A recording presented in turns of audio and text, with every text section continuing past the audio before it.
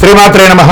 సద్గురు జ్యోతిష్యాలయం వారి యొక్క విశ్వావసునామ సంవత్సర 2025 మార్చి 29 నుండి మొదలు పెడితే మళ్ళీ 2026 మార్చి 28 వరకు వచ్చే ఈ తెలుగు నూతన సంవత్సరంలో వచ్చినటువంటి సంవత్సర రాశి ఫలితాలని మనం ఇప్పుడు తెలుసుకోబోతున్నాం. ముందుగా మొట్టమొదటిది మేషరాశి. అశ్విని నక్షత్రం, భరణి నక్షత్రం, కృత్తిక మొదటి పాదానికి సంబంధించిన మీరు మేషరాశి వారిగా పరిగణించబడుతున్నారు. ఈ సంవత్సరం మీకు శుభాశుభ ఫలితాలు ఎలా ఉన్నాయంటే, ఈ సంవత్సరం ప్రారంభం మరియు కార్తీక మార్గశిరముల యందు ఏకాదశ శని ఒకటచే సర్వము అనుకూలంగా ఉంటుంది. కానీ చైత్ర బహుళం నుండి మిగిలిన సమయంలో ద్వాదశ శని, ఏళ్నాడు శని ప్రారంభం కావున జాగ్రత్త అవసరము.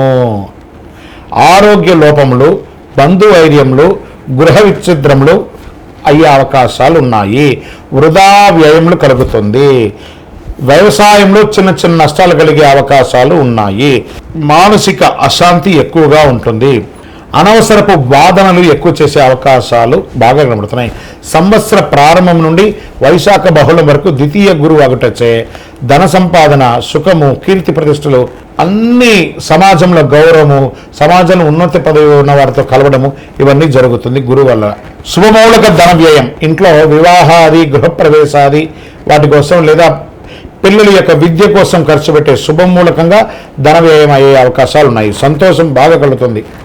గురువు తృతీయ చతుర్థ రాశులు సంచరించడంతో శ్రమ అధికమవుతుంది. ఉద్యోగ భంగం, వృధా ధైర్యం, బంధు విరోధకం బాధించే అవకాశాలు ఉన్నాయి. వైశాఖ బహుళం వరకు షష్ఠకేతువు అటు పిమ్మట ఏకాదశ రాహు అయినందువల్ల అద్భుతంగా ఉంటుందని చెప్పచ్చు. లాభం, జయం ప్రోత్సాహకరంగా ఉంటుంది.